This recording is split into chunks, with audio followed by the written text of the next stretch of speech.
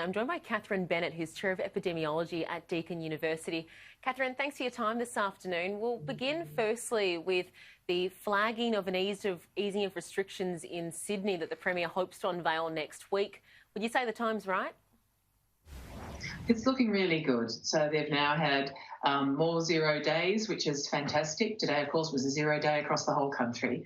And it looks like their measures to follow up on both that Northern Beaches and that separate Berala cluster, as well as the other offshoot clusters, have all paid off so far. So by next week, they'll have had another incubation period. If they continue to see no cases or only cases in people that they now know about who are quarantined before they're infectious, then they're in a really good place. And so easing some of those restrictions, yet to see how far that will go, and hopefully there'll still be some measures in place until we have that extra time to be really sure there's no virus out there that people aren't aware of. How far would you be happy for it to go? Look, I do think some of the density measures are things that they might look at, and caps for events. I still think masks have a place indoors, and I think while we're in a situation where once we have these seeding events, the problem is, it's already happened, and we know in both Victoria and New South Wales recent episodes, and even in Queensland, there's this gap of at least 4 or 5 days, sometimes more, that where there can be transmission before you even know you've got a problem.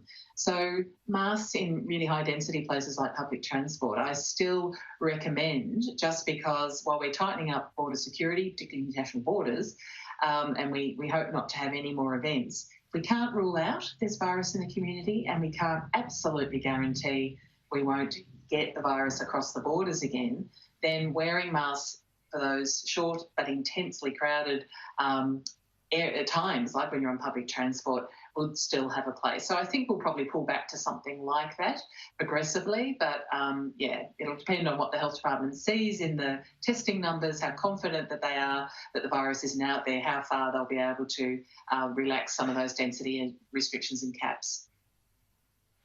If we turn our attention to the quarantine hubs being proposed in Queensland for regional areas, what's your recommendation? Would you prefer to see quarantine in regional areas as opposed to the big smoke? With quarantine, we really have to focus on what the fixes needed are, and sometimes moving to a regional area is a bit of a distraction because it's not really the geographical location that's a problem here. It is about managing people movement in and out of quarantine, managing quarantine facilities themselves, or having them designed or re-engineered to meet the needs of both the people who are in quarantine, the workers, but also infection control. And so looking at areas like ventilation. So in Victoria, when they reset the health quarantine, that was the focus. They selected hotels that ticked all the boxes for trying to provide comfort, but also all these other elements, particularly ventilation. And they chose to stay with the city model. It gives access to hospitals and access to a skilled workforce, which is important as well. So I don't think the location's as important as actually the design of the facility. And the one big change we're seeing now with this new variant is we're extending the time people are asked to stay should they become positive while in quarantine. So they might have been already in quarantine for 10 days, get symptoms, test positive. Now they're asked to stay for a full extra 2 weeks or until they've had 3 days symptom-free at the end of that infection.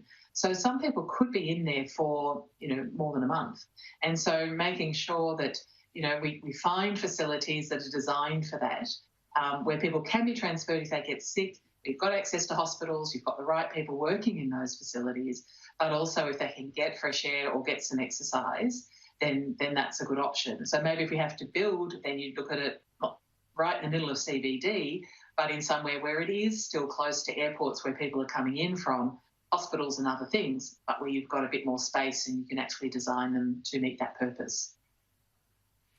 One of the locations being looked at in central Queensland is Calliope, and the nearest ICU at a hospital is 115 kilometres away by road. Is that too great a risk? Look, I do think it's a problem to be a long way away from not just acute care, but tertiary hospitals where you've got that ICU facility and the specialist medical help as well. We transfer in many states anyone who is positive into a health hotel, which already steps up the surveillance and also the monitoring.